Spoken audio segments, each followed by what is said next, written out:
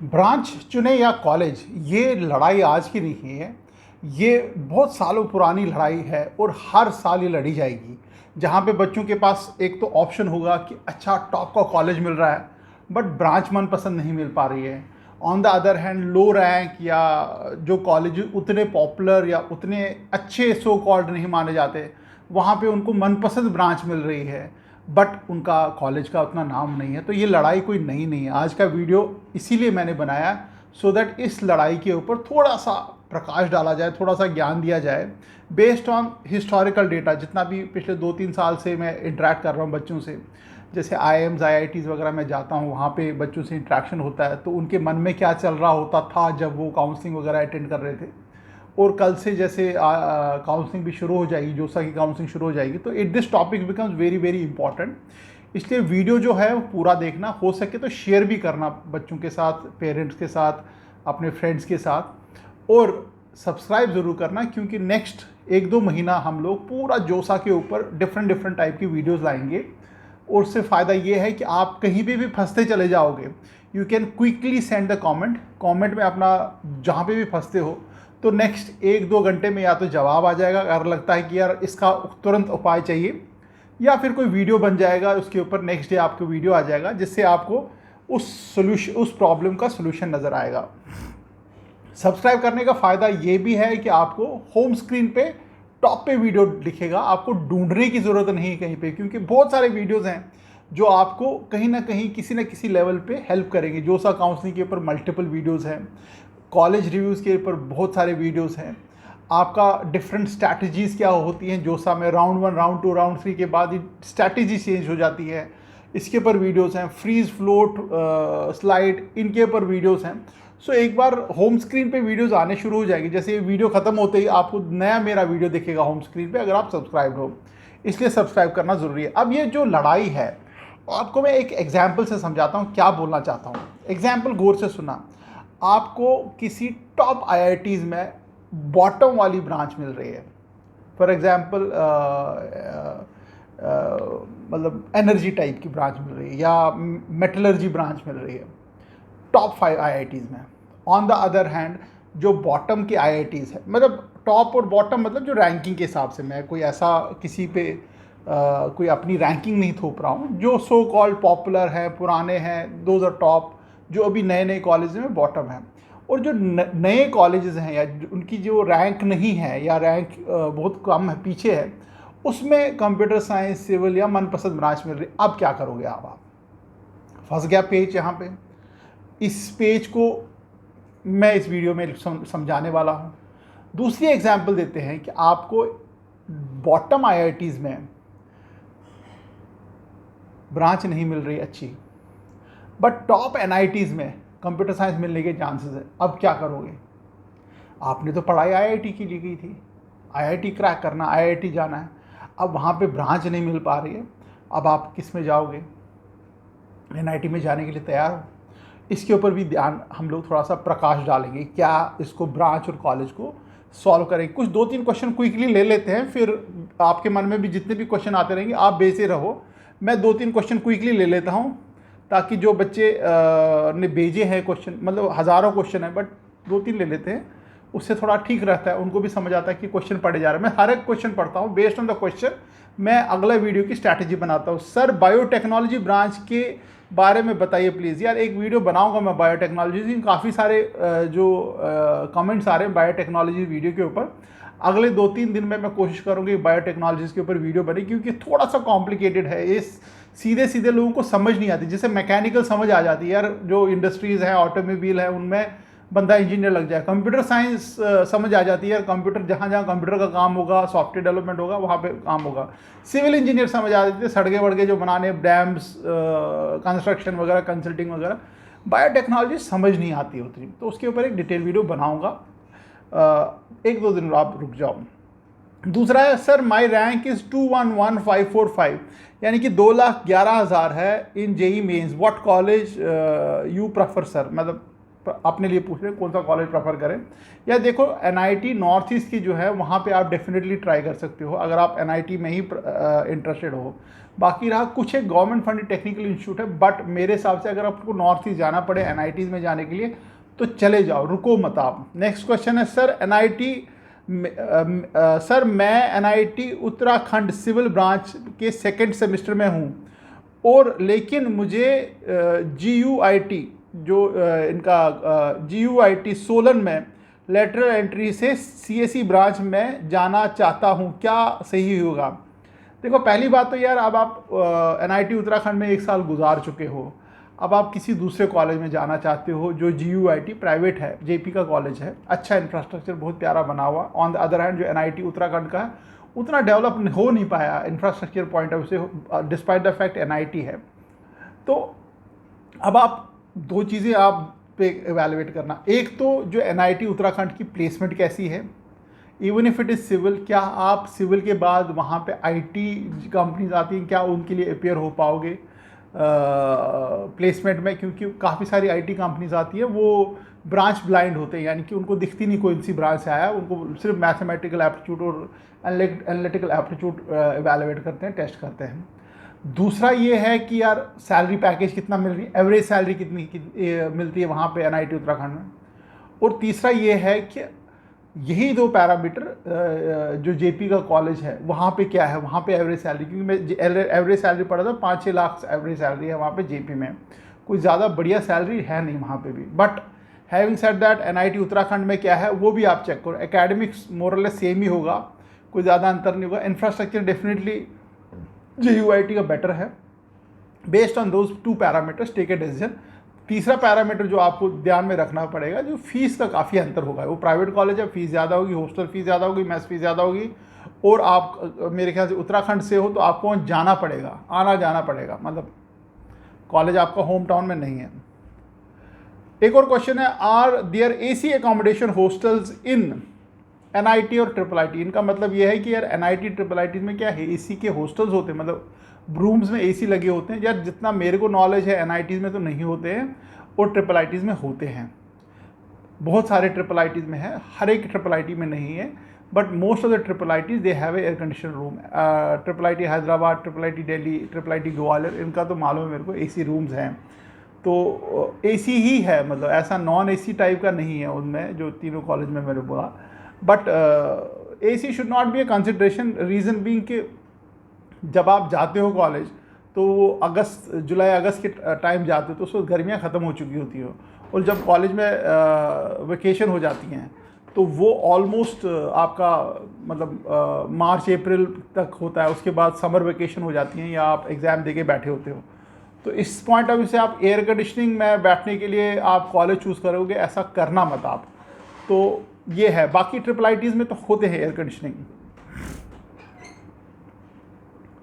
एक क्वेश्चन आया है, सर अगर हम स्लाइड या फ्लोट करें तो HM पहले सीट मिली हो कैंसिल हो जाएगी? या हाँ, अगर आप स्लाइड या फ्लोट करते हो तो क्या जो सीट मिली थी कैंसिल होगी? उनका मतलब ये है कैंसिल नहीं होगी अनलेस आपको नए राउंड में कोई सीट मिल जाए। मान लो आपने A कॉलेज मिला है, उसमें X ब्रांच मिली है, कंप्यूटर साइंस मिलेगी 2 मिनट के लिए A कॉलेज में, अब आपने स्लाइड किया, फ्लोट किया, और आपकी प्रेफरेंस के हिसाब से अब नेक्स्ट राउंड में आपको B कॉलेज मिला, सपोज कंप्यूटर साइंस ही मिला, तो जो आपकी A थी वो चली जाएगी आपके हाथ से, अब आपके पास B वाली कॉलेज है, वो सीट आपके पास रहेगी। बट अगर आपने ये A कॉलेज है वो आपने स्लाइड और फ्लोट किया और नेक्स्ट राउंड में आपको कोई कॉलेज अलॉट नहीं हुआ क्योंकि आपकी प्रेफरेंस के हिसाब से नहीं मिला आपको कॉलेज, क्योंकि रैंक ऊपर गए हैं, तो ये आपका सेकंड राउंड में कॉलेज यही रहेगा, आपको टेंशन की बात नहीं है। मतलब जो सा ऐसा पक्का इलाज है कि अगर आपको सीट मिली है तो वो सीट आपकी ही रहेगी till the time either you exit, आप बोलो जो मेरे को नहीं चाहिए, या आप स्लाइड फ्लोट करके नेक्स्ट राउंड में जाओ और वहाँ पे आपको सीट मिल जाए, तब तक ये सीट आप ही की है।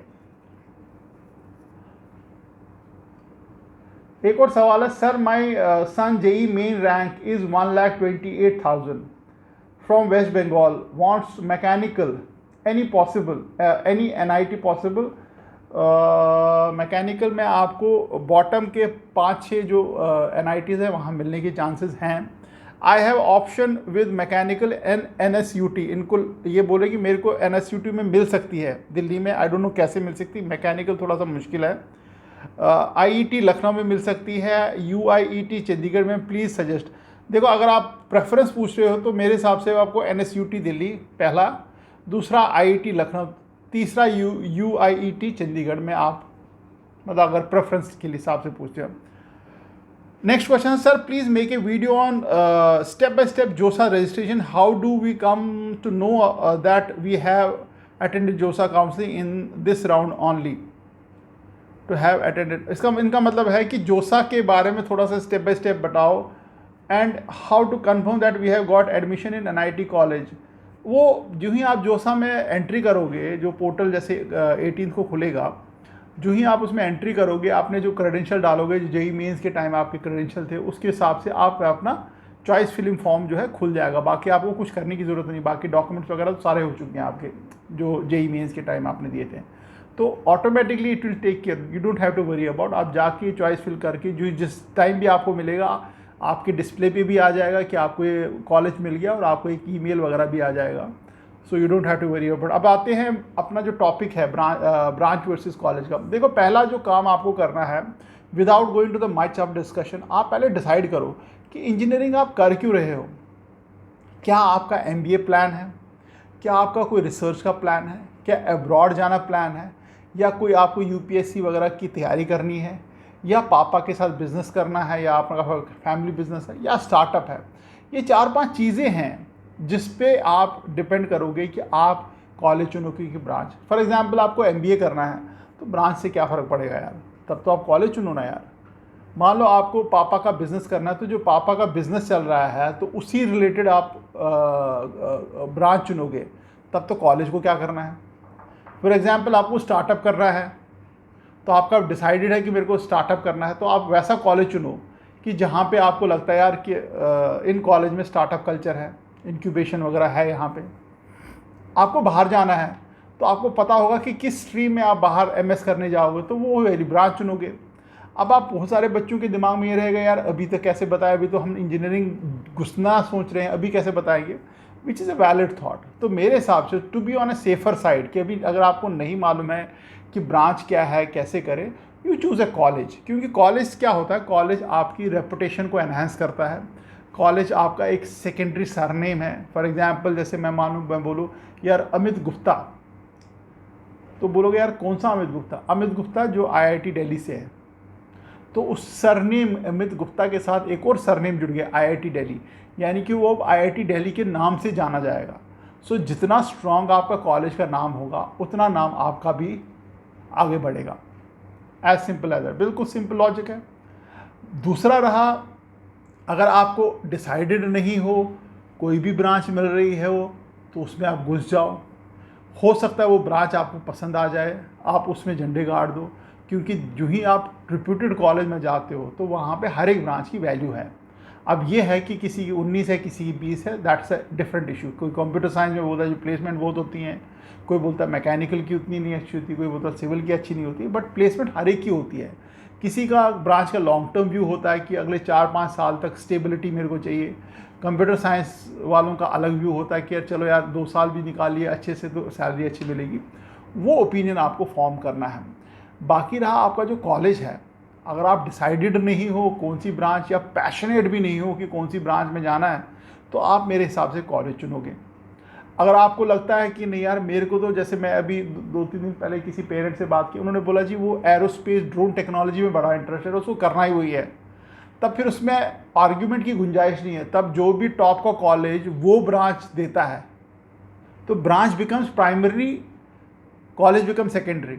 जो ब्रांच वो कॉलेज देता है वही कॉलेज आप चुनोगे। अब रिवर्स में हो गया मामला, पहले था कि कॉलेज कौन सा अच्छा है उसमें जो ब्रांच मिल जाए, अब यह है कि ये ब्रांच एरोस्पेस ड्रोन टेक्नोलॉजी जैसी ब्रांचेस जो हैं वो जो कॉलेज देगा अच्छा उसमें चले जाएंगे। So there are lot of people जो 8 से 9 से कोडिंग कर रहे हैं, उनको जाना ही कंप्यूटर साइंस में है, तो वो they are blind about the fact कि यार मेरे को इस कॉलेज में जाऊंगा मैं मैकेनिकल मेरा मन नहीं बैठेगा, या मेटलर्जी में मन नहीं है, मैं तो कोडिंग कर लिए पैदा हुआ हूँ, मैं कोडिंग ही करना चाहता हूँ, कंप्यूटर सॉफ्टवेयर इंडस्ट्री में जाना चाहता हूँ, then I think you need to take the college need to take a back seat. आपको जो बेस्ट कॉलेज मिले which can offer you computer science, तो वहाँ पे वो आप जाओगे। But most of the 99.9% students are not very passionate about any branch, जो मेरा पर्सनल एक्सपीरियंस है। ये आपको दिमाग में कूट कूट के भरा गया कि जी कंप्यूटर साइंस बेस्ट है। क्यों? क्योंकि उसकी प्लेसमेंट अच्छी होती है, ना कि आपको कोई इंटरेस्ट है कंप्यूटर साइंस में। क्योंकि कंप्यूटर साइंस ब्रांच में जो रिक्वायरमेंट है वो काफ़ी अलग होती है। वहाँ 24 घंटा आप कंप्यूटर लैपटॉप के सामने बैठे कोडिंग कर रहे हो। काफ़ी मोनोटोनस सा काम है for those people who are from a different background, जिनका डीएनए अलग टाइप का है। तो इसलिए इन दो पैरामीटर्स पे अगर आपको ब्रांच की क्लैरिटी नहीं है अभी, तो अब आप डेफिनेटली कॉलेज चुनो, क्योंकि कॉलेज आपको डिफरेंट प्लेसेस पे ले जाएगा, मतलब अलग टेंशन पे ले जाएगा। बट अगर आप बिल्कुल श्योर हो, गारंटीड है कि यार मेरे को तो यही ब्रांच करनी है, इसके बाद मैं यूएस जाऊंगा, वहाँ पे रिसर्च करूंगा, तब तो फिर आप ब्रांच ही चुनो। तब तो उसमें कोई आर्ग्यूमेंट नहीं है, क्योंकि आप कोई भी ब्रांच किसी भी कॉलेज में चुनोगे तो आपका मन नहीं लगेगा, और बैक ऑफ द माइंड आपको हमेशा रहेगा अगर मैंने अपनी ब्रांच में किया होता तो मैं आज जड्डे गाड़ चुका होता। तो ऐसे कुछ क्वेश्चंस आपके मन में भी हैं, कुछ सोल्यूशन भी हैं, तो भेज दो। बाकी रहा जितने भी लोगों के कमेंट आते हैं, तो हमारी रिक्वेस्ट है कि अगर उन क्वेश्चन के बारे में आप भी कुछ जानते हो तो उनको जवाब दे दिया करो। It will help other students, other parents also. मान लीजिए आप कोई बच्चा आईआईटी खड़गपुर के बारे में पूछ रहा है और आपको मालूम है कि आईआईटी खड़गपुर में क्या क्या चीज़ें हैं, अच्छी हैं, बुरी हैं, जो भी है, तो यू कैन रिप्लाई बैक कि यार आईआईटी खड़गपुर में ऐसा है। कोई पूछ रहा है यार एसी हॉस्टल हैं क्या एनआईटी त्रिची में, तो अगर आपका बच्चा ऑलरेडी एनआईटी त्रिची में पढ़ता है या आपको एनआईटी त्रिची के बारे में मालूम है, तो you can reply back to that comment कि है या नहीं है, जो भी उसका स्टेटस है। उससे क्या होगी, एज ए पेरेंट स्टूडेंट उनको हेल्प मिल जाएगी और आपका भी एक पॉजिटिव इम्पैक्ट आएगा ओवरऑल ऑन द पेज। बाकी रहा कोई और भी क्वेश्चन हो पूछना, झिझकना मत, शेयर करते रहना, सब्सक्राइब करके रखना चैनल को। All the best and thank you very much.